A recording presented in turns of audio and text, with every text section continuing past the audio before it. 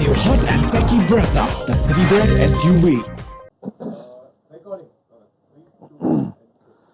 On Maruti Suzuki Arena presents ESPN Cricinfo Timeout. We approach the halfway point in the league phase, which means a curious set of fixtures for both the Super Kings and the Super Giants, who will play each other twice in the next 5 or 6 days. Super Kings coming off a really good win against Mumbai Indians at the Wankhede, and the Super Giants were brushed aside by the Knight Riders at the Eden Gardens. So plenty to play for as we build up to that with Mitch McClenaghan, Ian Bishop, Wasim Jaffer. Let's talk Lucknow Super Giants and their batting, Wasim, which we thought was a batting that didn't need to score too many to win. But suddenly 160 is not enough. They're having problems at number 3 where Huda came in, Padikals had a shocker. Do they need to rethink the way they set targets? Because this is a team that likes to bat first in the IPL. Yeah, I think part of the problem is KL Rahul is not getting runs, and so is Quinton de Kock. If they get going, then obviously they'll set the platform. That number 3 is an issue, and that issue has been for a while, because they tried Padikal, they did the trade thinking that he's ideally suited for that number. Now they've gone back to Huda, who's had some low scores at that number also. So, I mean, they need to sort it out. I personally feel Stoinis should be given that number. Number 3. Okay. And then you will probably have Prerak Mankad. I'll probably go with Prerak Mankad at 4, and then Pooran at 5, and then Krunal and Badoni. I don't think Ayush Badoni at number 4 is the right call.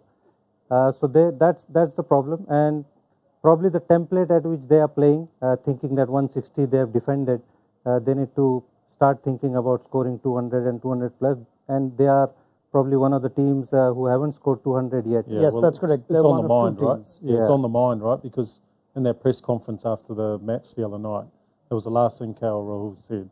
He said, we're just getting to 160, we're struggling to get to 180, 200.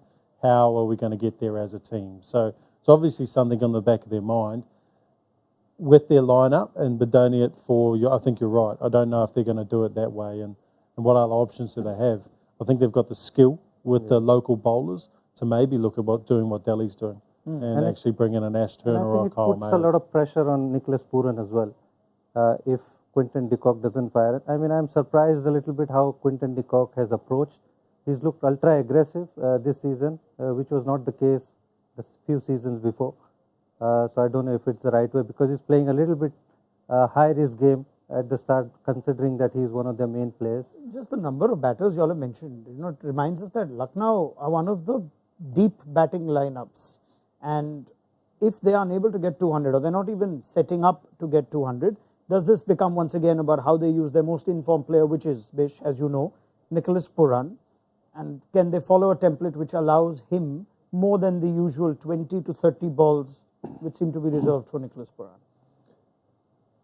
To start from the top of the totem pole there, I remember watching the last game against KKR, I think it was, and thinking to myself, that's a very conservative batting performance. Yes. Which is building towards Nicholas Pooran taking them to a crescendo.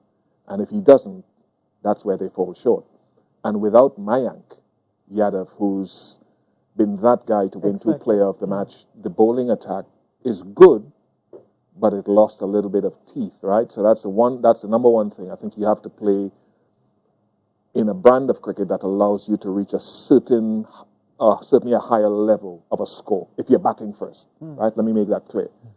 And the Pooran thing is a particular challenge with me. It's not the only way to go. I think he's good enough in many franchises to bat higher in the order and to win matches, whether it's MLC, whether it's Caribbean Premier League, whether it's Indian Premier League.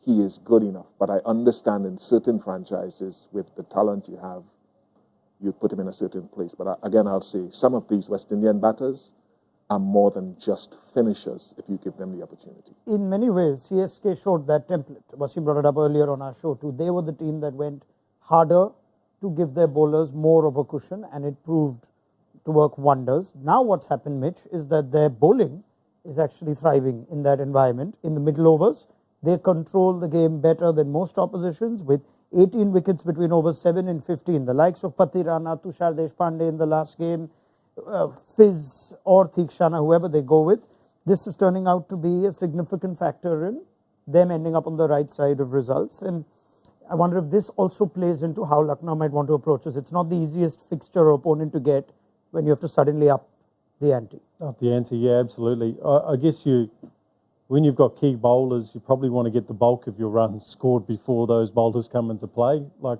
Pathirana has been exceptional lately, so that might be a case for them putting Nicholas Pooran up towards the top of the order in this case. And I imagine that camp at Lucknow will be thinking, how do we get 200? And it's like Bish says, maybe you have to give Nicholas Pooran more balls because he's a better batter than just the finisher that we're seeing. And then they have to make some changes to be able to negate Pathirana at the end by still having a finisher if Nicholas Pooran gets out earlier. So, like I said, I think they've got the bowling to kind of negate that, but then Lucknow could also bring in extra batters, which will be a good challenge for CSK because they have been rolling very nicely.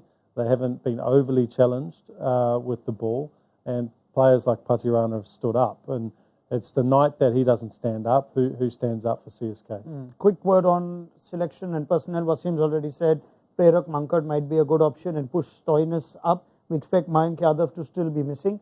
Any other changes? You threw in Ashton Turner's name or Kyle Mayers as well. So I'm hearing a lot of squad members here. Yeah. You're going for the Mankad change and Stoinis at 3. Any changes for you for Lucknow? Yeah, it's whether they're brave enough to not play that extra bowler and they go with that Delhi route in terms of backing their local bowlers. And I think that'll give them the impetus to get a both higher Shamar total. and Naveen on so the they bench. So they might look at an Ashton Turner to come in as that finisher with Stoinis potentially at the end, and then you can push Nicholas Pooran up the order. Let me get a quick reaction on that and whether Shamar Joseph one tough game and out is a good way to handle it. No, it's not. it's none of us here can sit and say one game, you're gone, thank you very much, is a good thing. Agreed.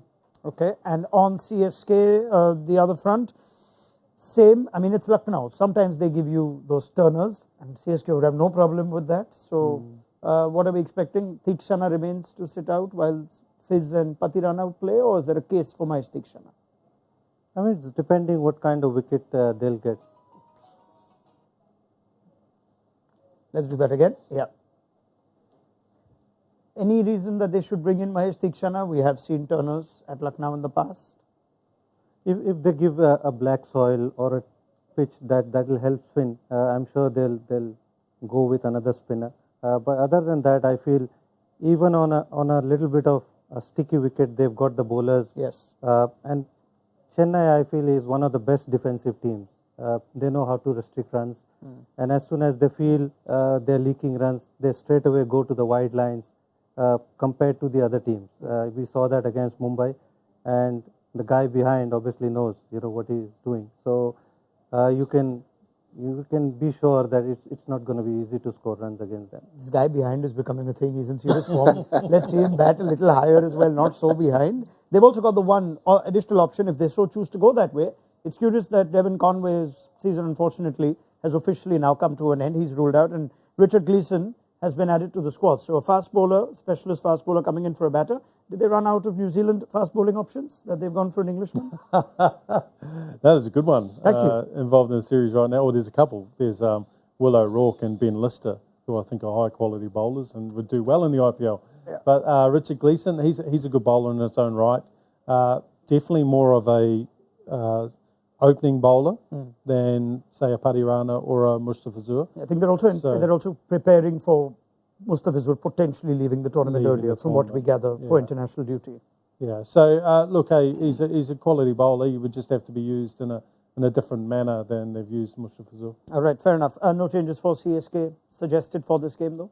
No. Favourites, Bish? This is at Lucknow, of course. CSK. Okay, Wasim?